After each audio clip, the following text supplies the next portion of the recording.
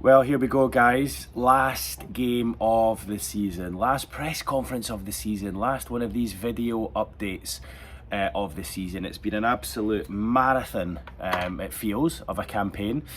And I can't believe we're here at the end of it. So before I get into the video, thank you very much to all you that have watched and subscribed and commented and liked and disliked and sent me abuse or whatever it is you've done over the course of the season. I was a bit unsure about getting into these videos and doing them a year and a half, 2 years ago, but it's kind of become a staple part of the week now, and I enjoy doing it, and it's great to interact with you guys, so thanks very much for that. I'm going to do a little giveaway in the summer. I'm going to get one of the match programmes from the cup final and get both Alexander Isak and Dan Burn, the two scorers, to sign it. I might get Eddie to sign it as well and do a little giveaway for you guys in the summer, so that's to come at a later date in the next couple of weeks. But yeah, thank you all for watching and engaging and commenting. I really appreciate it. It takes a bit of time and effort doing these, especially with the uploading, and the Wi-Fi in my house is terrible, absolutely terrible. So I have to drive around in the car posting these videos and going to mates' houses or coffee shops and spending money on lunches that I don't need to spend. So yeah, it's not as simple as it looks. I need to move into a house with better Wi-Fi or 4G. But anyway, so thank you for that. If you haven't subscribed, please do so. I've said that in my last couple of videos. I didn't do it for about a year and a half, and I noticed I'd kind of stalled. I was sat there about 14,000 subscribers, so I think I've got up to 18,000, so I've managed to get an extra 4,000 over the last couple of weeks, just by saying this at the start. So I'll say it again. Please subscribe if you haven't done already. It would mean a lot to me, and it would kind of justify me doing these videos if I know there's a certain amount of people watching them. If the numbers are low, I'll probably just chuck it. So I've got a lot other stuff on my plate. So so please do subscribe. I do appreciate it.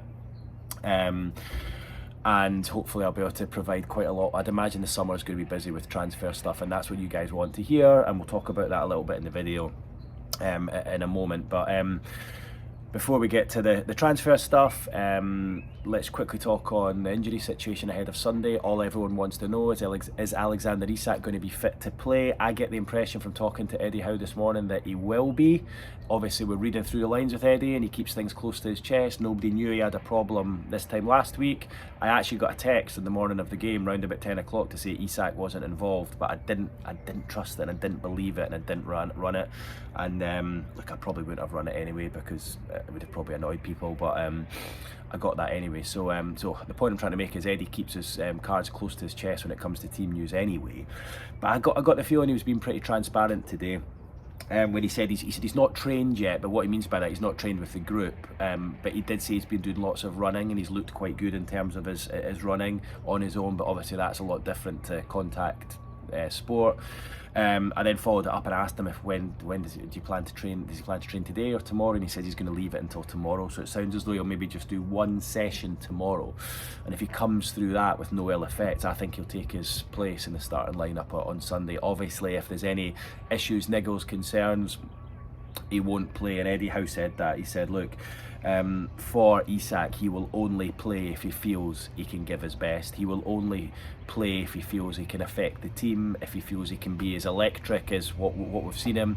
If there's a doubt about that, he won't play. And I think that's fair, and it's safe. And the last thing you want to do is throw Isak in because you need him and you need his goals. And you know, in every game he hasn't played this season, Newcastle have failed to win. It's a pretty damning stat, that, isn't it? Newcastle haven't won a game without him this season. But in saying that, you can't throw an injured player in, especially with a big summer ahead. You know, you've got matches for Sweden upcoming, potential Champions League. You'd like to think you've got enough to get over the line anyway without him. You know, although Callum Wilson still looked a little bit rusty last week. It's at home, it's a different prospect, it's against Everton. You've got him as an option. You could play Anthony Gordon against his own team through the middle. You could play Will Asula. So there are other options there. It's not like you're down to the bare bones. I think if Wilson was injured as well and you had to play Gordon out wide, then I think you probably would just try and get an hour out of Isak. But let's see what happens. I just get the impression the way Eddie was speaking, saying that, you know, he's looked quite good in terms of his running. He said he's progressed well. and he said he has an opportunity. So yeah, I think that sounds fairly positive. I think Eddie probably errs on the side of caution, and I would, just from the way he's talking, unless he has a sort of setback in the next 24 to 48 hours, I would expect ISAK to take his position in the team on Sunday, because look, it's a huge match, you need to win it, you don't want to look back with any regrets and think, I should have taken a chance on a certain player. So that's why I think he'll play. In terms of other injury news, Trippier, similar situation, hasn't trained with the group, training on his own, building up his workload, he said. Has a chance for Sunday. Will he start? It sounds unlikely, I would suggest. And Joe Linton, who there was a hope he might play this last game, has had another injection. He's got a protective boot on, won't play Sunday. So he's got a few decisions to make. Does he stick to the 3 at the back? Does he go back to the 4? If you play the 4 and you've not got Trippier, you might have to start Emil Kraft. I mean, Livramento now is a stick on at left back, isn't he? Which is crazy, because we were chatting in the press room before, and with the defenders you've got available, if he hadn't excelled so much at left back, you would have probably played Livramento right back. Then you could have played Schär, Botman, and then Byrne at left back. That's what Eddie probably would have done earlier in the season. But I think Livramento's been so good at left back, you don't want to move him. So that means you have to select one of either Byrne or Botman at left-sided centre back if you're playing the 4. Obviously, if you play the 5, you can play both of them. But I think if you play the 4, which I think he will, I think he goes for Byrne, and I think Botman will probably be on the bench. And then, of course, you then have a midfield 3 of Bruno, Tonali, and one other. Is Willock fit enough to start? If he is, he'll play. If not, I think Miley could come in, and I think ISAK will start if he's fit, as Eddie said. I've got a feeling he'll start, but if he doesn't, I think he'll play Anthony Gordon through the middle, with Barnes and Murphy either side.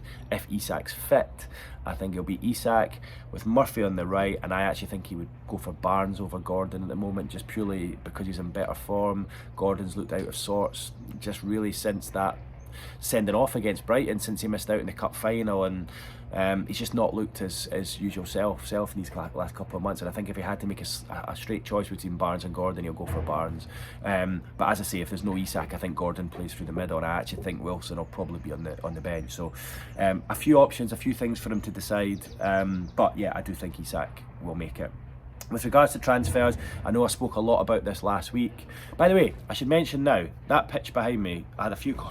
I'm only saying it now because I'm looking over my shoulder. I had a few comments from people saying, I can't believe they've let the pitch get in that condition. It's getting reseeded ahead of the new season. That's why it's yellow. Nobody plays football on a pitch like that. Hopefully, by looking at it now, you realise that, because it looks worse this week than it did last.